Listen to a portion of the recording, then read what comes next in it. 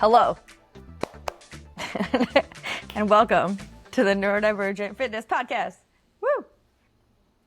I am Meaghan. And I am Ryan. And we are going to be talking about neurospiciness in athletes and performers today. This is part 2 of this episode. If you did not get a chance to listen to the first episode, please go back and watch that. Thanks. Learning requires, to be a lifelong learner, requires you to constantly confront your weaknesses. If you're not constantly confronting your weaknesses, you're not learning. That does not mean your weaknesses will go away. It means that you may, because it's a relative thing, right? Yeah. So you find new tools to work with them. Right, exactly. And we live in a great time period where technology is changing all the time. If you're technologically minded or you're just systematically minded, you can develop systems. Yes. Yep. Yes. You can develop systems to help counter your weaknesses.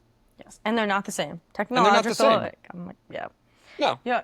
Can you tell a story about your client who didn't know? So I had a client once that was ADHD, and we were talking about their ADHD. And they were saying, well, I just can't do that. It doesn't work this way, yada, yada, yada. And they said, you just wouldn't understand. And I said, really? Why do you suppose I wouldn't understand? And they said, well, obviously you're not ADHD. And I'm like, well, what? I'm shocked that you believe that, because it seems to be written on the package for most people. And two, like I don't understand what you mean by that. And the reality is that I personally believe that, and I understand that there are people in my life that have affected this opinion, and I stand by this opinion, is that it does not matter what you're dealing with. You have to confront that thing, and you have to understand it. And then you need to create strategies to still do the best that you can do. Yeah. And that's a moving target. That's never going to be the same. So I've invested a lot of time and energy in covering my weaknesses. I don't mask. I'm not a masker. I don't act like I'm not ADHD. I don't act like I'm not dyslexic. I'm very open about it. I even tell my clients, just so you know, okay, this is for all the trainers out there. I literally tell people in my first session, I tell them, by the way, I am extremely ADHD and I am very dyslexic. So if I miss something, please remind me. And if you notice spelling and grammar errors in the emails, I apologize.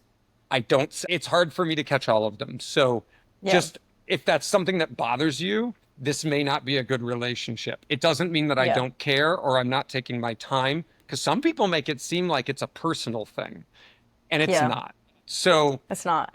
No, it's that's it's definitely not. And I don't tell people at the beginning, but I definitely talk about it a lot. I straight tell people. Like when I say I'm going to send you an email on this. By the way, it's in the first session, because I do my first sessions free, and I do them free because part of what it is what I call a relationship evaluation. It's not about them and it's not about me. It's about whether or not we can work together. 100%. 100%. I was just talking about this with a client the other day, actually, is that how most of what we do is building a relationship. Coaching is about relationships. Yeah. And I also don't. I was going to say, it's a fitness coach thing, but it's still coaching. Any form of coaching is about a relationship. Yeah. And I don't mask either, but I think that I used to a lot before I had words to say what I was doing and why I was doing it. Now I know what I'm doing and why it's happening. But also I think that when it comes to training people, when I'm in person working with somebody, I'm extremely focused because I have hyper focus. Hyper focus. And I think that's why people are like, oh, what do you mean? When you have you have it easy because you can you're here, you're we're still accomplishing our goals, which is so, but I think that catch me outside of that context and I'm do-do-do, do-do-do, do-do-do, do-do-do, do-do-do. And it's just a very different, I think people think that they hear ADHD, and if you don't have ADHD, then you're oh, it must look this way. However, it just doesn't. Well, and then like, for example, inattentive ADHD doesn't look anything like hyperactive ADHD. They're completely Oh different yeah, things. I forgot. That's Um, like that. That's yeah. yeah, and people that have inattentive are super anxious. Yes. Not all. Yes. That's not a fair thing to Not say, all. but anxiety is a common side effect. And I think what's interesting about anxiety is that we talk about anxiety as though it's a mental health issue, Yeah. and it's not. Anxiety anxiety just means there's a misalignment somewhere. Like I don't. That's my opinion. I Yeah. th I something's not yeah. aligned properly, and I can't properly model things, and it makes me anxious because I rely on my modeling capacity to survive. So, Yeah. Yeah, I don't know. I don't have anxiety as much as I know other people do. So it's actually kind of hard for me to fully like I understand the concept of anxiety in terms of like I get anxious for particular things, but I know that's very different from like anxiety taking over not sleeping, not being able to do things, not being like that kind of that's very, very different from what I experience. So, the one that gets me is I love it when people are like, well, you have ADHD, therefore you have energy all the time. Okay, well, first off, that's not true. And second off, when I need to rest, I can't. So, see, like, I can physically be exhausted to the point of just inability to actually perform any reasonable function, but my brain won't shut off. So like, so or I'm full of energy, but I have no focus. So you do the like yeah, standing in the kitchen going, yeah, wait, I've wait, been there. wait, wait. I've been there. I know. What do I need to do first? Right? Like, Yep. okay. And then like, Yeah. but it's like mental Yeah. powerlifting. Like it I doesn't, know. so no, it's exhausting actually. It is. It is exhausting. I will have to say, I got this journal that has helped Mm-hmm. me just like organize my whole life, and the most important part of this journal, which I feel like I should be a sponsor for at this point, but is that it makes me put my top 3 priorities for the day. And so like regardless of what else I get done, I like have to do the 3, but I have room to put the rest of my brain on the page. No, that's not how you work. Oh, it doesn't, I've developed a different system. Let's just be honest. The reality, and you've heard me say this, we've had a conversation about this back when we first were just getting to know each other. I remember me being like, I call that letting the hamster run. And it's when Okay. my brain is just going, going, going, and going. And there's a point at which I just don't care anymore. I'm actually Yes, I do know. emotionally Yeah. exhausted to engage with it. So I just Yeah. let it go. I'm not trying to do anything. Not watching TV, not on my phone, basically just staring at a wall. And everyone, what are you doing? Letting the hamster run. Staring at a wall. I'm just Yeah. letting everything pass through me Yeah. because I do not have the bandwidth to engage with all of it. That doesn't mean it stops. I also Yeah. don't, I no longer view that happening as me. I am the observer of that. I am not in that Yeah. anymore. Yeah. And I feel so that. but again, 20 years ago, I couldn't get out of it. I know. Yeah. Yeah. So yeah, and I Yeah, think I hear you. I don't have the other neurodiversities. I can't speak to I don't believe I have autism. I could be wrong. No. I'm kind of a weird I guy. don't. So I don't know, but like I don't believe I have OCD, but I've lived with people that definitely have it. I've lived, and it's not uncommon actually for those of us that are neurally diverse. Basically, here's the question. If you don't think you're neurally diverse, but literally everyone around you is, look again. It's Because kind we of like tend if to you're move in gay. That's packs. also goes for if you're gay. Yeah. Yep. You should, if you're gay, that question can apply also.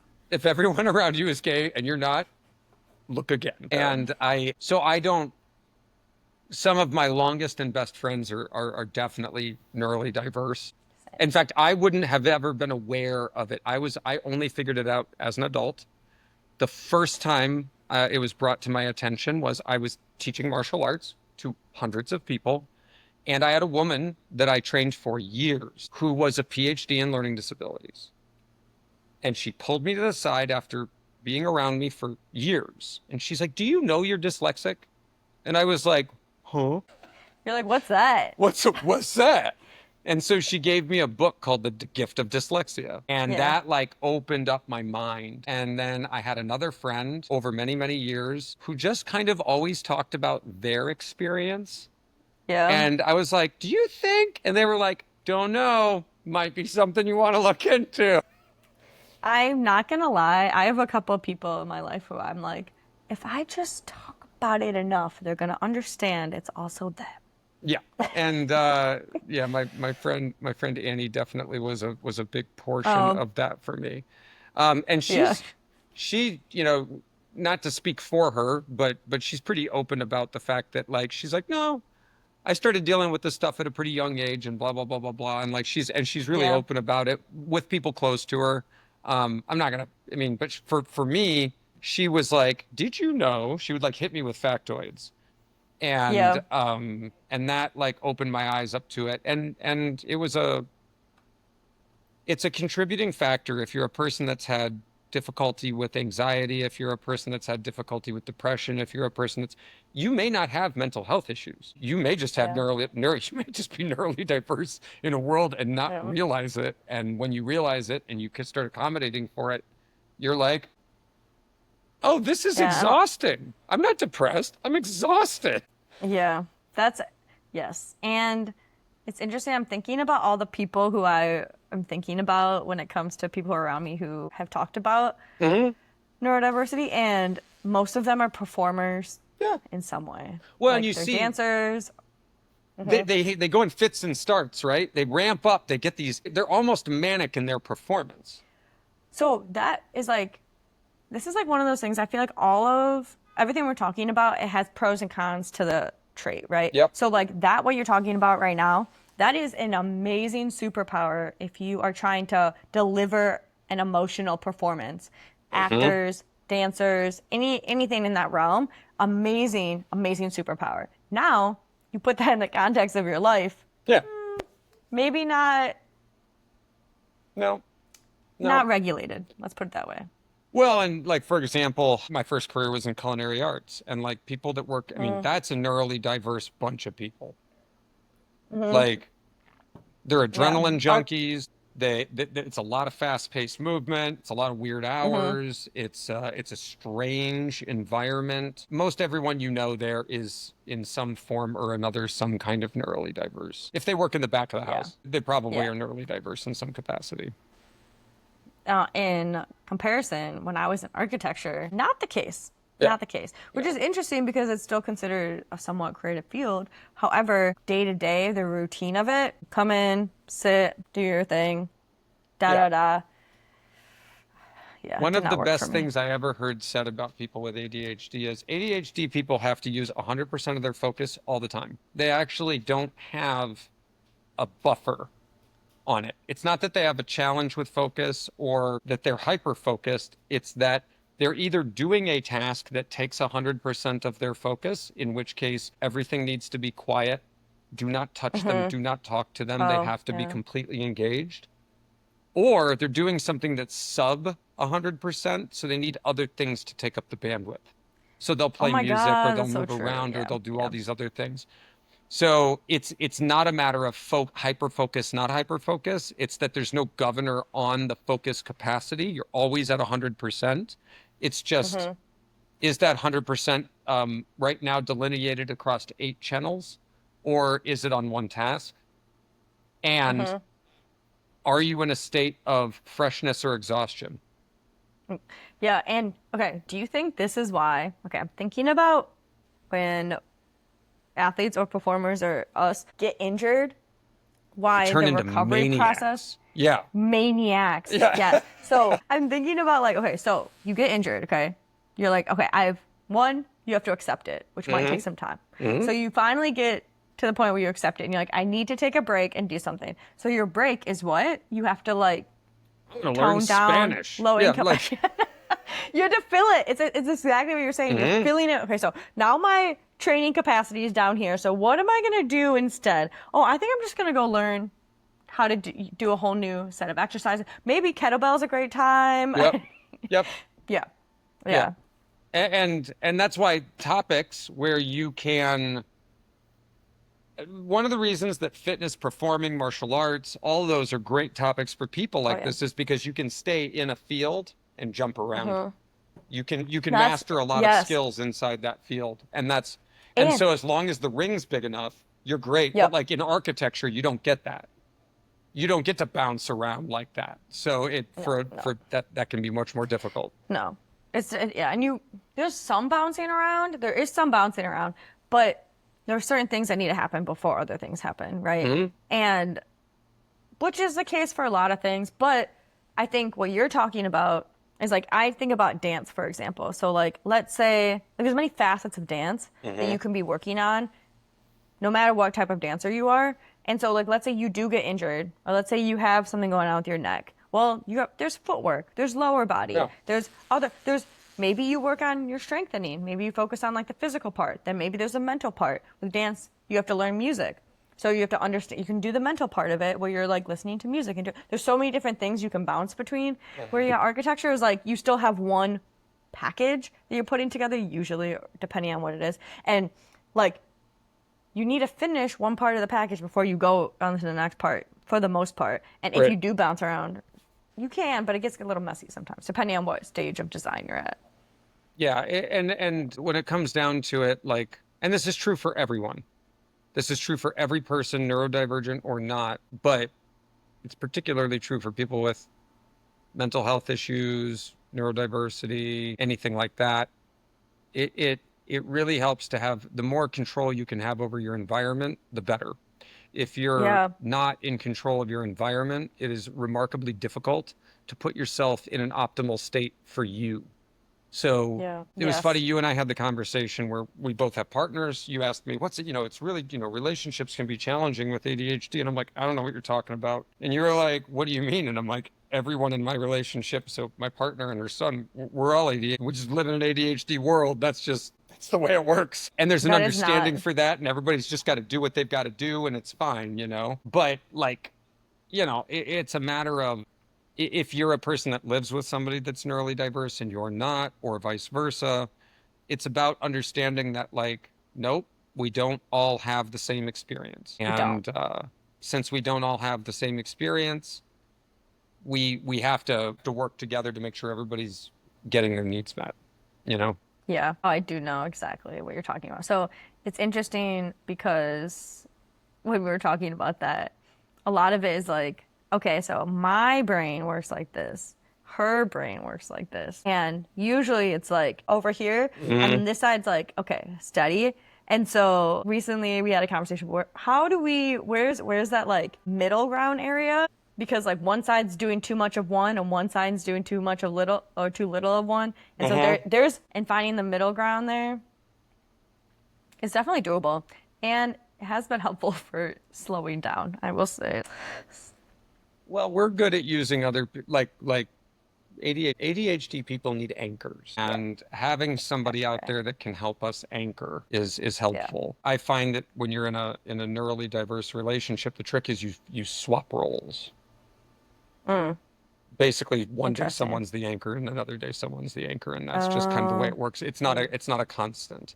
You're constantly flip-flopping that, because some days I might have more of the resources, some days she has more of the resources. Some days neither of us have the resources, and we just know that, and we understand that it's not about us. It's not about us. So that goes for us too. Yeah.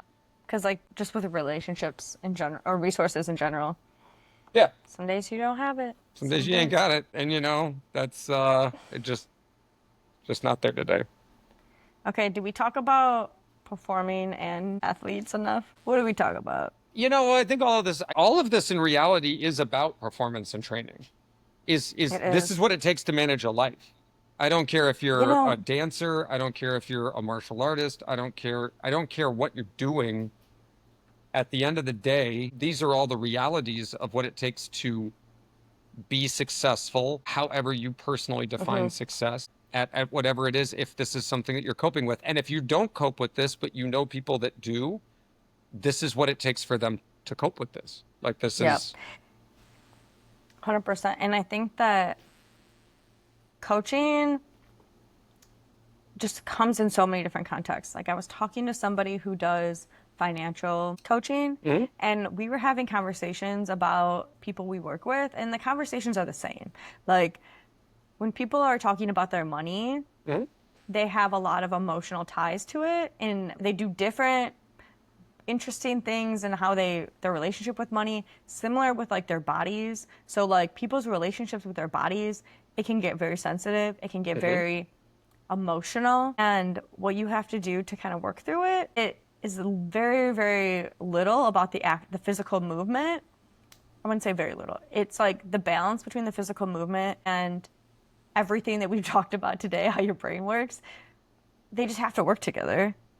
Yeah, and the reality is that, you know, most of the time for a lot of these things, you know, like for example, Tourette's, like there's always a stereotype of people swearing uncontrollably, and that's not how Tourette's manifests itself. Just like there's the ADHD kid, you know, that can't sit still. That's not actually how ADHD necessarily presents itself. You know, or for example, autism. Autism,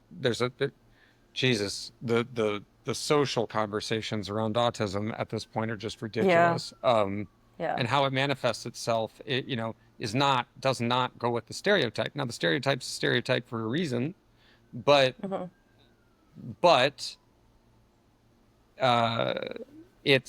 there's more to it than all of that. Same thing with OCD, you know, people that are obsessively counting or obsessively clean or anything like that. Like, every single one of these things can appear totally normal on the outside and be 100% internalized. And so it's more about curiosity and learning how to identify the things and allowing people to be themselves in your presence. That's key. Yes. If there's any sort of advice to trainers, it's that. And also that your training's just not going to work if you don't do that. Because the reality is, if they can tell you one thing to your face and then go home and do completely different things. And if you don't know what those completely different things are, like it's not helping. I was having a conversation with a trainer actually right before, like earlier today, and they were talking about how like this person has missed their sessions, blah, blah, blah. And I was like, okay, so it sounds like the conversation is that we need to find out what's going on at the root of the issue, or like what's the root of the problem? There's something preventing that person from getting to their sessions. There's something going on. Maybe it's their schedule. Maybe there's like, they feel anxiety about coming back because they haven't been there. Like there's so many different things. But if you don't understand how their brain is working and what might be preventing them, it's like, you can only do so much. You know, in a world where we're seeing increasing amounts of technological automation and a lot of things, coaching is going to be one of the last skills. Because it's not really about the content, it's about the contact. And so the thing is like, we know that it's not about content. Like, think about all the things that are toxic in the modern world today. You know, we have high content of caloric food. That's a problem. Like we have a very high density of information that we're taking in. Tons of information. So it's not about content. It's about contact. It's about whether or not people feel seen, whether or not people feel heard, whether or not people are being adjusted to. That's something that our nervous systems are designed to be in contact with other nervous systems. That's how we're built. Sorry. It's wild that we just said nervous system. I was like, I'm surprised we have been talking about the nervous system the whole time, but like we just said nervous system for the first time. No, 100%. 100%. That's why we have pets. Okay. That's why you have a pet. I have plants. Pet people have pets. Well, that's why plant people have plants. I mean, the reality is that we're not designed to be in concrete boxes surrounded by screens. We're not. That's not how we're built. And as much as I say I'm a city person, I would be lying if I said that when I go out in the natures, I don't feel, I don't even know. No, what word I'm trying to use, but like it's necessary to be connected to other things. Yep. They say that one of the most important things for mental health is a sense of awe. Oh. To see a sunset or a sunrise or the stars, or to walk on sand next to the Great Lakes, like it's important to have a sense of awe. And this is why we talked about this earlier before we started the podcast, this teenage sense of anhedonia, where kids believe they've already seen everything before they've ever encountered anything because they've already seen it on their phone. Anhedonia is the opposite of a sense of awe. They have no sense of awe. So, and it's because they cannot distinguish for us, for our generation, this is a representation of real life. For them, this is real life, and everything outside of it is just a version of this. That's so gross. Right. So you have to understand that's an inverse relationship. And so, contact coaching is very much about, it's not about the content. It's not. Okay. Do you know how amazing it would be? Okay. We have to wrap up soon. But I know. Think about this. What if every 5 years we had a period of time where everybody had to use dial-up internet, and we took everybody back? There's a regulated amount of time where it's every 5 years, everybody for a whole month, you only have dial-up. You can't use anything else. Just so you know, that is literally how the end of Ready Player One goes. Oh. The Ready Player One basically states that 1 day a week, they shut the internet off. Yes, that should happen. So people don't get freaking addicted. I'll be perfectly honest. I don't think the internet's the problem. But there's that. At the end of the day, if you want to live in a world with freedom, you have to live in a world with self-regulation. And that, my friend, is how we're going to wrap up this episode. Okay, now that we went on 500 tangents, I hope you appreciated that. Okay, so if you want to find us on other things, Ryan, how do we find you? RJS_HMM on Instagram. Pretty much everything. Human Movement Method, YouTube, Instagram, LinkedIn. I'm really not on Facebook. HumanMovementMethod.com. Yeah. HumanMovementMethod.com. Yeah, I'm really not on Facebook. No. You can find me at Markawee Fitness. If you're in the Metro Detroit area, I'm located in Ferndale. Come see me, especially if you want to do this. Yeah, whatever this is. This is how we... My head doesn't do that. My shoulders do that, apparently. I just stop right Wait, why do you go like this? Wait, why can't you... Can you go side to side? No. Oh, you're... This is what yours look like. Yep. Yeah, you can swim. Okay. I can do that. Okay, so on the next episode, we are going to learn how to go side to side with our head. No, we're not, apparently. I just learned I can't do that. All right. Okay, well, that's fun. Okay, thank you everybody for joining. Next time, we're talking about nutrition and neurospiciness. Thank you. Yeah, plans for success, like remembering to eat. Please eat.